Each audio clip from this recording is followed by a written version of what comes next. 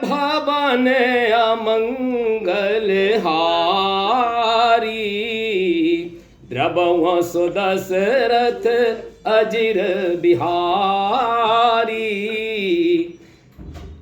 Mission विश्वगुरु Madhya Pradesh के माननीय अध्यक्ष महोदय हमारे कैलाश शर्मा जी, जिनकी प्रेरणा से मुझे ये मंच मिला है, नमन करते हैं।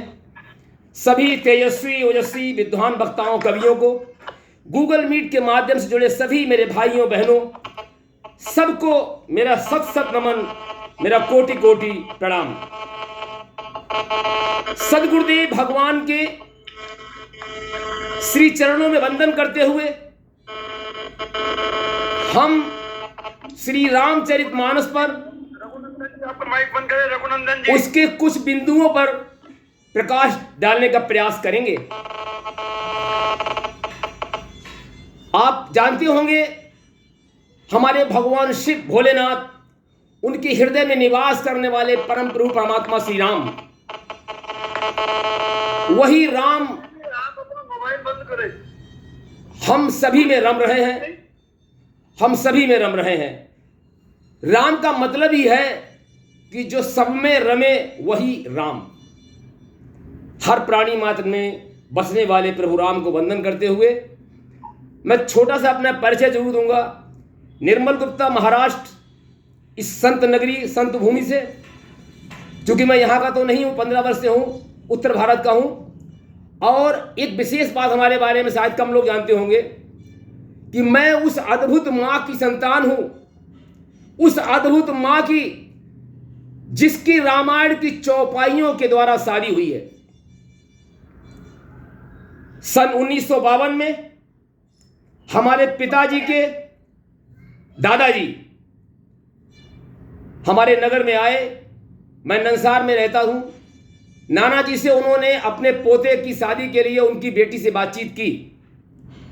बातचीत के दौरान में उन्होंने प्रश्न किया हमारी मां से। हमारी मां केवल 13 वर्ष की थी और प्यार से बोला, बेटी बता, क्या रामायण रामचरितमानस पढ़ती है? मां ने कहा, मैं भी पढ़ती हूं, मेरी मां भी पढ़ती है। तो उन्होंने पूछा, अगर पढ़ती है तो बता, ये चौपाई कहाँ की है और इसको किस समय किस कांड का वर्णन है? तो उन्होंने, हमारे दादा परदादा जी ने गाया था, गहय छाह सक सोना उड़ाई और यही विधि सदा गगन चर खाई। और मेरी मां हंसते हुए बोली, दादाजी सुंदरकांड का है, वही जब हनुमान जी सीता को खोजने लंका पार गए, वो समुद्र पार गए थे, तो समुद्र के बीच में उड़ने वाले जो लोग निकलते थे उनकी छाया पकड़ लेती थी, अपना आहार बना लेती थी। हमारे दादाजी प्रसन्नता से झूम उठे और कहा, मेरे नाना जी का नाम बाबूराम था, कहा, बाबूराम तुम्हारी बेटी हमारे घर की बहू बन चुकी है। उस अद्भुत, उस यशस्वी मां की संतान बनने का मुझे सौभाग्य प्राप्त है। और अब हम कुछ मिनट में आपके लिए बहुत संक्षेप सुनाएंगे, समय की मर्यादा है। एक बुद्ध कौशिक ऋषि हुए हैं। बुद्ध कौशिक ऋषि को भगवान शिव ने रात में स्वप्न दिया। प्रातः काल उठकर बुद्ध कौशिक ऋषि ने उसको लिख लिया क्रमबद्ध। 38 उसमें स्तोत्र हैं। उसका पहला स्तोत्र है, चरितम रघुनाथस्य शतकोटि प्रविस्त्रम एक एक मंचरम पुंसाम महापातक नाशनम।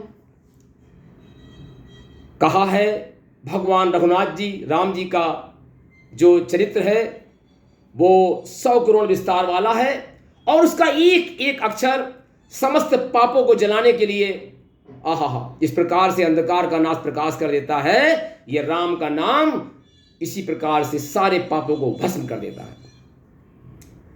शिव की प्रेरणा से अब इसी बात को जो था, शिव की प्रेरणा से ही देखो ये राम नाम उजागर हुआ है।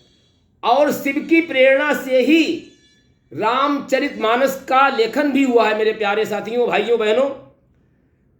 गोस्वामी तुलसीदास जी ने भगवान शिव की प्रेरणा से प्रभु श्री राम जी का जीवन चरित्र संवत 1631 में लिखा।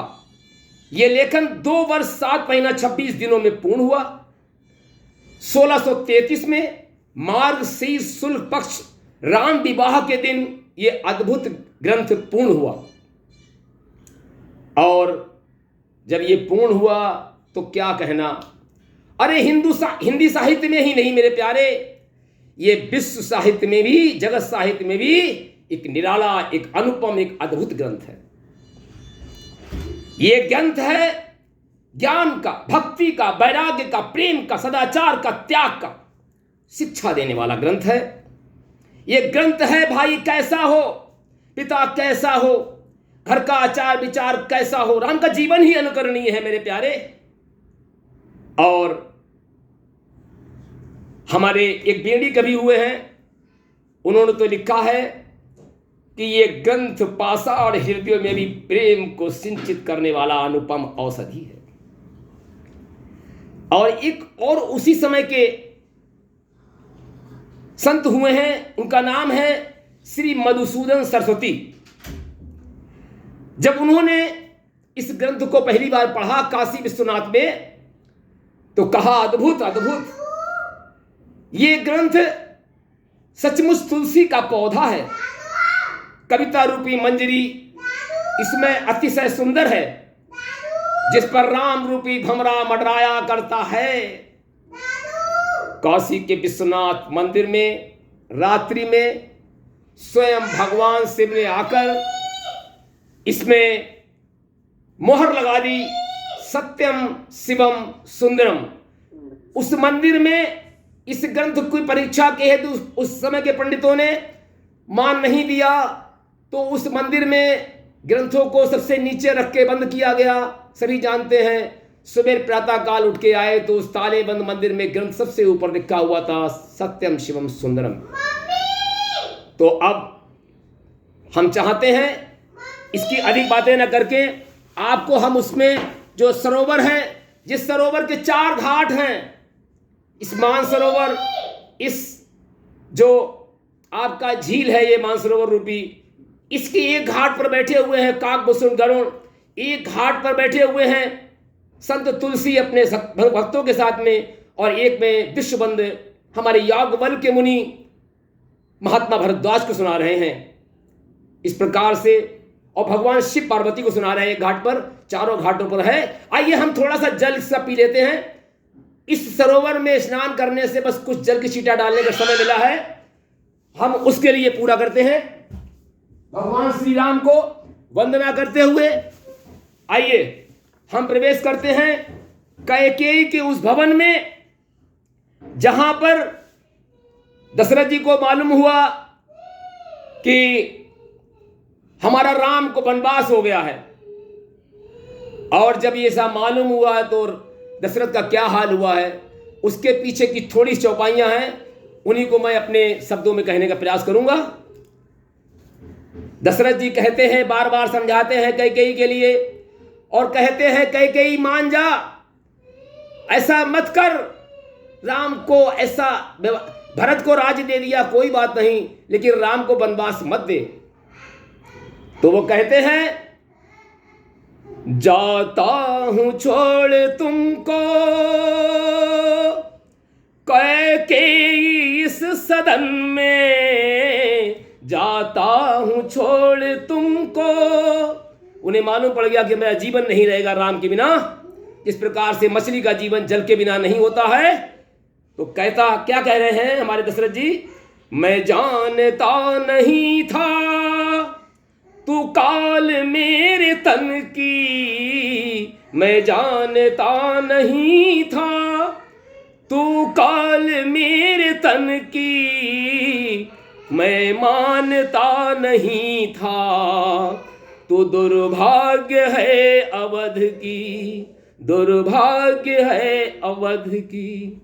एक वेदना दिलाई, एक वेदना दिलाई, कैकेयी मेरे मन की एक वेदना दिलाई, कैकेयी मेरे मन की जाता हूँ छोड़ तुमको, कैकेयी इस सदन में। और दूसरा है, ये भी कहा कि माना कि राम तेरा अब आज बन न पाया, माना कि राम तेरा अब आज बन न पाया, तेरे भरत को मैंने यह राजपद दिलाया, पर मानती नहीं तू, पर मानती नहीं तू, अज्ञान तेरे मन में, जाता हूँ छोड़ तुमको, कैकेयी इस सदन में। रोएगी तू अभागन, रोएगी तू अभागन, सर पीट पीट करके,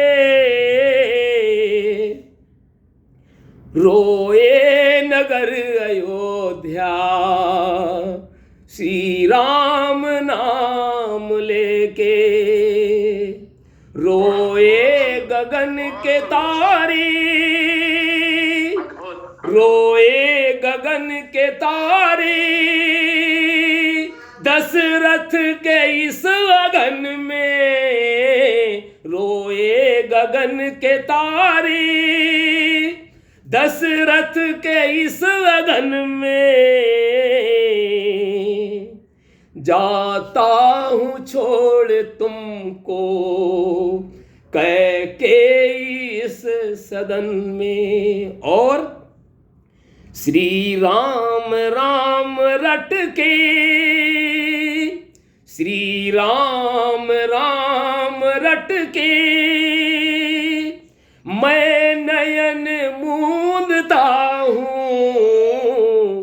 राम राम रट के मैं नयन मूंदता हूँ, प्यारे सुमन हमारे मैं आज रो रहा हूँ, प्यारे सुमन हमारे मैं आज रो रहा हूँ। और पाई कठिन पराजय,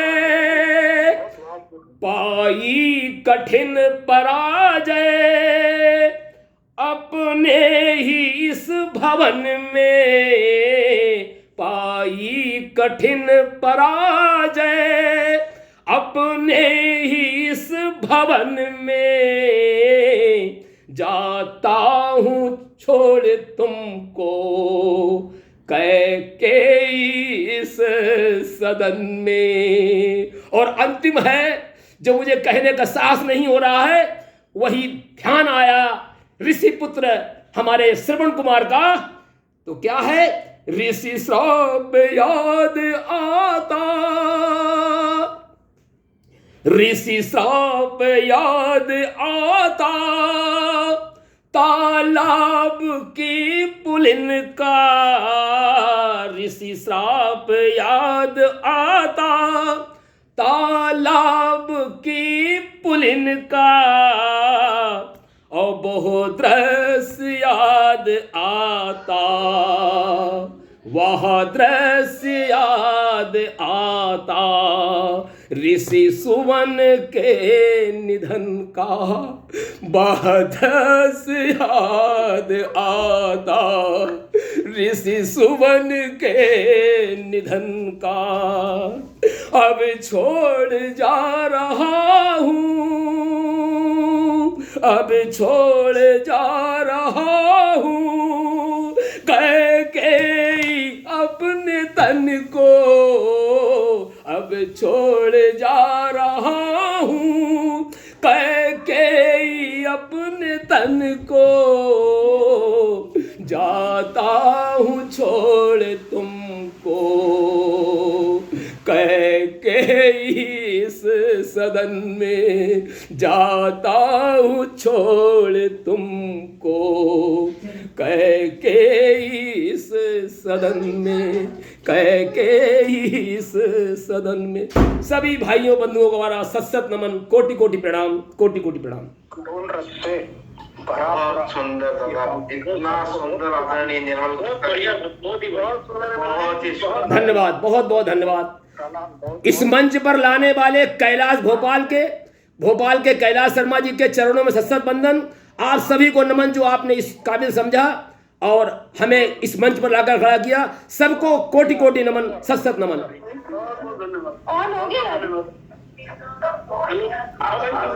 सुंदर धार्मिक दृश्य मुझे बहुत बहुत धन्यवाद आई है। प्राण दशरथ के अधर में राम प्राण थे और आस ही टूटती है तो सांस ही। धन्यवाद निर्मल जी, बहुत धन्यवाद, बहुत ही सुंदर, बहुत बहुत प्रणाम, बहुत बहुत प्रणाम, सबको प्रणाम, नमन, सत्सत नमन। निर्मल जी आपने समय को बढ़ाया है और 1 बजने को है, तो क्या किया जाए अगले वक्ता के रूप में? इनकी रोने की आवाज